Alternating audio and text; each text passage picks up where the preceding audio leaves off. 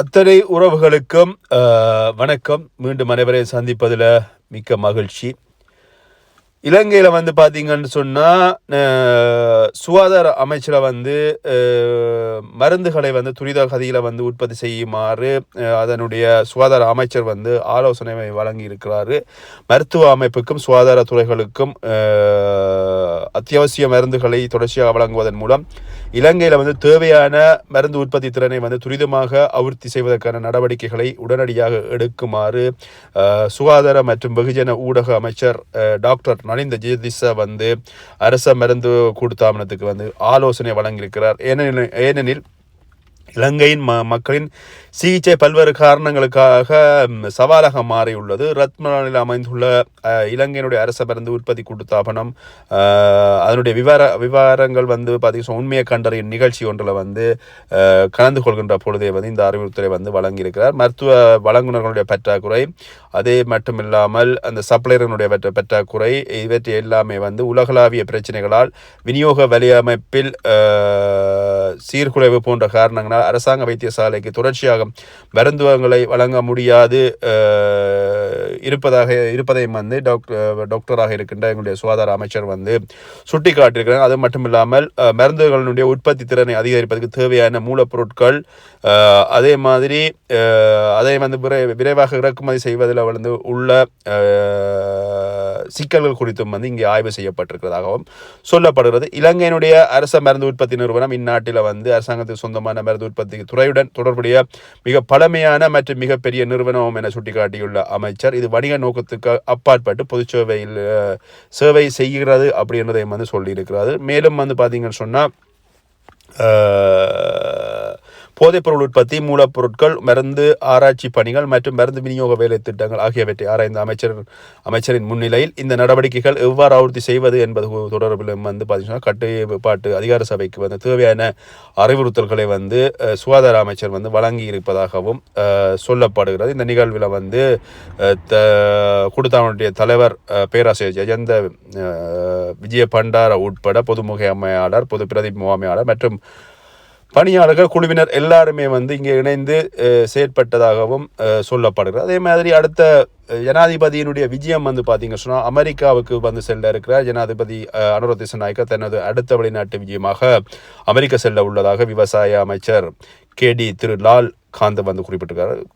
அதன் பின்னர் வந்து ஜனாதிபதி ஜப்பானுக்காக உத்தியோகபூர்வ விஜயத்தை மேற்கொள்வார் எனவும், ஜனாதிபதியாக பதவியேற்ற பிறகு பிராந்திய வல்லரசு இந்தியா மற்றும் சீனாவுக்கு விஜயம் செய்ததாகவும் அவர் கூறியிருக்கிறார்.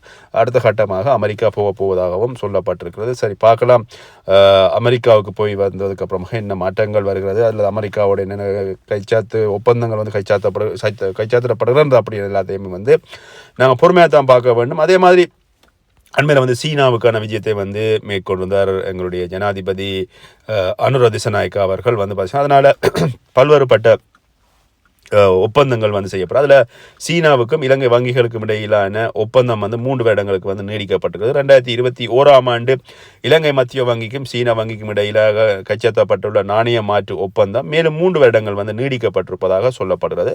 அது மட்டும் இல்லாமல் அசல் ஒப்பந்தத்தில் குறிப்பிடப்பட்ட விதிமுறைகள் மற்றும் நிபந்தனைகளுக்கு உட்பட்டு நீடிப்பு செய்யப்படுவதாகவும் சொல்லப்படுகிறது. 10 மில்லியன் சீன யுவான், அதாவது வந்து பார்த்தீங்கன்னு சொன்னால் 1.4 பில்லியன் அமெரிக்க டாலர்கள் நாணய பரிமாற்று வசதி மூலம் சீனாவுக்கும் இலங்கைக்கும் இடையிலான நிதி ஒத்துழைப்பை இது காட்டுகிறது எனவும் வந்து இங்கே சொல்லப்பட்டிருக்கிறது. நிச்சயமாக பல்வேறுபட்ட ஒப்பந்தங்கள் வந்து சீனாவோடு செய்யப்படுகின்ற பொழுது எல்லா விஷயங்களும் மாறும். அது மட்டும் இல்லாமல் சீனா சொல்லியிருக்கிறது, நாங்கள் நட்பு நாடாக இருக்கிற இலங்கைக்கு எங்களால் முடிஞ்சவரை நாங்கள் உதவிகள் செய்வோம் அப்படின்னு சொல்லப்பட்டிருக்கிறது. அதே மாதிரி இலங்கையில் இன்னும் ஒரு அறிவிப்பு வந்து சொல்லப்பட்டிருக்கிறது. அதாவது 4 குழந்தைகள் பெற்றால் அந்த 4 குழந்தைகள் பெறுகின்ற குடும்பத்தினருக்கு வந்து 1 லட்சம் ரூபாய் வந்து வழங்கப்படும் அப்படின்னு சொல்லப்பட்டிருக்கிறது. 4 குழந்தைகளை பெறுவது 1 லட்சம் ரூபாய் பணத்துக்கு ஆசைப்பட்டு 4 குழந்தைகளை பெறுவது பெரிய விஷயம் கிடையாது. அதுக்கப்புறமாக அங்கே இருக்கின்ற பொருளாதார பிரச்சனை, வேலையின்மை பிரச்சனை, மக்களுடைய அத்தியாவசிய சேவையை வந்து நிறைவேற்ற முடியாமல் இருக்கின்ற பிரச்சனைகள் காரணமாக வந்து பார்த்தீங்கன்னு சொன்னால் பிள்ளைகளை பெற்றுவிட்டு இப்படி வளர்த்தெடுப்பதில் இருக்கிற சிக்கல்கள், இப்படி நிறைய விஷயங்கள் இருக்கிறது. இவற்றையெல்லாம் வந்து ஈடு செய்வதற்கான நடவடிக்கைகள் வந்து அடுத்த கட்டங்களாக எடுக்கப்படுமா அப்படின்னு தெரியவில்லை. ஆனால் 4 குழந்தைகள் பிறகின்ற குடும்பங்களுக்கு வந்து பார்த்தீங்கன்னு சொன்னால் தலா 1 லட்சம் ரூபாய் அப்படின்ற பணப்பரிசுகள் வந்து வழங்கப்படும் அப்படின்ட்டு செய்திகள் வெளியாகி இருக்கின்றன. பார்க்கலாம், என்னுடைய உண்மைத்தன்மைகள் எல்லாமே காலப்போக்கில் போக தெரியும். அது மட்டும் இல்லாமல் எங்களுடைய டாக்டர் அர்ச்சனா அவர்கள் வந்து ஒரு பகிரங்க அழைப்பை வந்து விடுத்திருக்கிறாரு மக்களாகிய பொதுமக்களாகிய உங்களிடம். என்னென்னு சொன்னால், அதாவது அடுத்த மாகாண சபை தேர்தலாக இருக்கிறது, பிரதேச சபை தேர்தல் இருக்கிறது. இந்த தேர்தலில் வந்து தன்னுடைய கட்சியில் வந்து யார் வேணுமென்றாலும் இணைந்து கொள்ளலாம். அதாவது வந்து எந்த கட்சிகளில் இருந்தவர்கள் அல்லது ஏனைய வேறு கட்சிகளில் வந்து தொடர்ந்து இருந்தவர்கள் அல்லது அந்த கட்சிகள் வந்து இப்பொழுது தோல்வி இருந்த கட்சிகளில் இருப்பவர்கள், அது யாராக இருந்தாலும் பிரச்சனை இல்லை. வடக்கு மாகாணம் எல்லா இடமே வந்து பார்த்தீங்கன்னு சொன்னால் நீங்கள் தன்னோட இணைந்து கொள்ளலாம், தன்னுடைய கட்சியில் இணைந்து கொள்ளலாம். உடனடியாக இணைந்து கொள்ளுமாறு டாக்டர் அர்ச்சனா பகிரங்க அழைப்பு விடுத்திருக்கிறாரு. இலங்கையில் இருக்கின்ற எங்களுடைய வடபுலத்தில் இருக்கின்ற எங்களுடைய இளைஞர்கள் அல்லது வந்து மக்களுக்கு உண்மையாகவும் இதய சுத்தியோடும் பணியாற்ற விரும்புகின்ற யாராவது வேணுமென்றாலும் நீங்கள் டாக்டர் அர்ச்சனாவோடு இணைந்து கொள்ளலாம். அது மட்டும் இல்லாமல் அவருடைய வயது கட்டுப்பாடு 55 வயசு கட்டுப்பாடு சொல்லியிருக்கிறாரு. அதுக்கு மேற்பட்டவர்களும் அவரோடு இணைந்து கொள்ளலாம். ஆனால் அது என்ன காரணமாக சொல்லியிருக்காருன்னு சொன்னால், நீங்கள் 55 வயதுக்கு உட்பட்டவர்களை வந்து வச்சு வேலை வாங்குவது அல்லது அவர்களோட பணியாற்றுவது வந்து எனக்கு இலகுவான விஷயம் என்றும், அதுக்கு மேற்பட்டவர்கள் வந்து இணைகின்ற பொழுது அவர்கள் வந்து எனக்கு வந்து ஆலோசனை, அதாவது கட்சிக்குரிய ஆலோசனைகர்களாக இருந்து தங்களை வழிநடத்துபவர்களாகவும் இருக்க வேண்டும் அப்படின்றதையும் வந்து டாக்டர் அர்ச்சனா வந்து சொல்லியிருக்கிறாரு. இந்த வேளையில் கட்சியால் வந்து யாருக்குமே வந்து எந்த விதமான சம்பளங்களும் கொடுக்கப்பட மாட்டாது அப்படி என்று சொல்லியும், தன்னால் முடிஞ்சவரை நல்ல ஒரு தலைவனாக இருந்து உங்களை வழிநடத்தி செல்ல முடியும் அப்படின்றதை வந்து டாக்டர் அர்ச்சனா சொல்லியிருக்கார். அது வந்து எங்கள் எல்லாருக்குமே தெரிஞ்ச விஷயம். என்ன சொன்னால், டாக்டர் அர்ச்சனாவுக்கு பின்னால் போகின்ற பொழுது நிச்சயமாக அவ்வாறான விஷயங்கள் வந்து இடம்பெறும் அப்படின்னு. அது மட்டும் இல்லாமல் நாளை அதாவது கட்சியினுடைய கூட்டம் நடைபெறும் என சொல்லியிருக்கிறாரு. கட்சியில் வந்து பார்த்தீங்கன்னு சொன்னால் இருக்கின்ற அவர்களுடைய குழுமம், அதாவது கட்சிக்குள்ளே இருக்கிற குழுமம் எல்லாருமே சேர்ந்து இந்த மாகாண சபை தேர்தலை எப்படி எதிர்கொள்வது, அதே மாதிரி பிரதேச சபை தேர்தலை எப்படி எதிர்கொள்வது, இது சம்பந்தமான பேச்சுவார்த்தைகள் தங்களுக்குள்ள இடம்பெறும் என்றதையும் வந்து சொல்லியிருக்காரு. அது மட்டும் இல்லாமல் தன்னோட சேர்ப்பவர்கள் பற்றி அந்த உறுப்பினர்களே வந்து முடிவெடுப்பார்கள். அது சம்பந்தவர்களை பற்றி எல்லாமே ஆராய்ந்து அவர்கள் நேர்மையாக இருக்கும் பட்சத்தில், மக்களுக்கு இதய சுத்தியோடு செயற்படும் பட்சத்தில் அவர்களை வந்து தன்னுடைய கட்சியில் வந்து இணைத்துக் கொள்வேன் அப்படின்னு சொல்லி டாக்டர் அர்ச்சனா அவர்கள் வந்து சொல்லியிருக்காரு. நீங்கள் யாராவது விரும்பியவர்கள் உடனடியாகவே டாக்டர் அர்ச்சனாவோட தொடர்பு கொள்ளுங்கள். அவருடைய தொலைபேசி இலக்கத்தை நான் முடிஞ்சவரை என்னுடைய டிஸ்கிரிப்ஷனில் வந்து நான் போட்டுவிட்றேன், அல்லது வந்து இல்லை திரையில் வந்து போட்டுவிட்றேன். நீங்கள் தொலைபேசி இலக்கத்தை எடுத்து நீங்கள் டாக்டர் அர்ச்சனாவோடு இணைந்து கொள்ள முடியும் அப்படின்ற விஷயத்தை சொல்லிக்கொண்டு, இன்னும் ஒரு விஷயம், அதாவது முக்கியமான விஷயம், எல்லாருக்குமே தெரிஞ்சவர் நபர் ஒருவர், அதாவது யார் அப்படின்னு சொல்லி பார்த்தீங்கன்னு சொன்னால் நீதிபதி இளம்செழியன் அவர்கள் வந்து ஓய்வு பெறுகின்றார். தன்னுடைய பணியிலிருந்து பணி முடித்து, அதாவது வந்து அவர் ஓய்வு எடுக்க இருக்கின்றார். அதாவது வந்து 27 வருடங்கள் திரு இளஞ்செழியன் அவர்கள் வந்து நீதிவானாக பணியாற்றியிருக்கிறார். அது மட்டும் இல்லாமல் எந்த ஒரு அரசியல்வாதியோ எந்த விதமான ஒரு சக்திக்குமே வந்து அடிபணியாமல் நீதியை சரியாக நிலைநாட்டிய தமிழன் என்கின்ற பெருமை இவரை சாரும். அது மட்டுமில்லாமல் இன்றைய இலங்கை நீதிபதிகளில் வந்து வெள்ளி விழாவை பூர்த்தி செய்த முதல் தமிழ் நீதிபதி அப்படிங்கிற பெருமையும் வந்து இவரை சார்கிறது.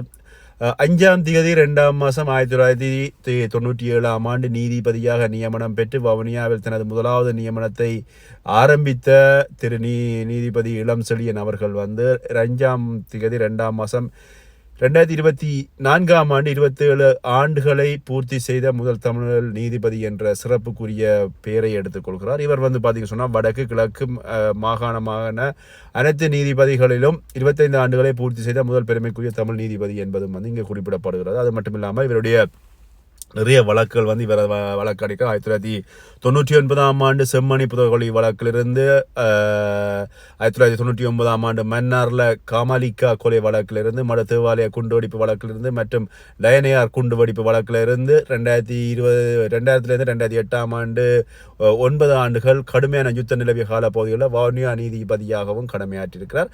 அது மட்டுமில்லாமல் ஜெயசிகுரு தாக்குதல் காலம், அது மட்டுமில்லாமல் யுத்த நிறுத்த காலம், மீண்டும் இறுதி யுத்தம் ஆரம்பிக்கப்பட்ட காலப்பகுதிகளிலும் வந்து வவுனியாவில் வந்து கடமையாற்றிய இவர் வந்து 2006 வவுனியாவின் விவசாய கல்லூரி கொலை வழக்கு, அதே மாதிரி 2008 நீதிமன்றத்தினுடைய ஆணையராகவும் நியமிக்கப்பட்டிருக்கிறாரு.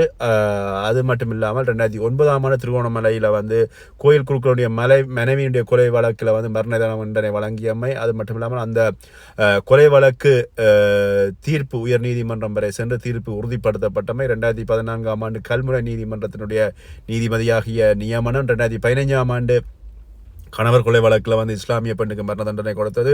2015ஆம் ஆண்டு யாழ் நீதிமன்றத்தினுடைய நீதிபதியாக நியமனம் பெற்று 3 அடங்கிய தீர்ப்பாயத்தில் முதலாவது நீதிபதியாக வித்யா கொலை வழக்கில் தனி தீர்ப்பெழுதி மரண தண்டனை வழங்கியமை. 2018ஆம் ஆண்டு திருகோணமலையினுடைய நீதிமன்ற நீதிபதியாக இடமாற்றம் பெற்று யாழ் இளைஞர் கொலை வழக்கில் 22 இராணுவத்தினருக்கு மரண தண்டனை வழங்கியமை. 2022ஆம் ஆண்டு வவுனியாவினுடைய மேல் நீதிபதியாக இடமாற்றம் செய்யப்பட்டு தயா மாஸ்டர் வழக்கில் வந்து 2 வருடம் ஒத்திவைக்கப்பட்ட சில தண்டனை வழங்கி விடுதலை செய்தமை உட்பட வந்து இவருடைய சிறப்புகளாக சொல்லப்படுற இந்த நீதி காவலன் வந்து இவ்வளவு காலமுமே வந்து பார்த்தீங்கன்னா சொன்னால் எங்களுக்காக எங்களுடைய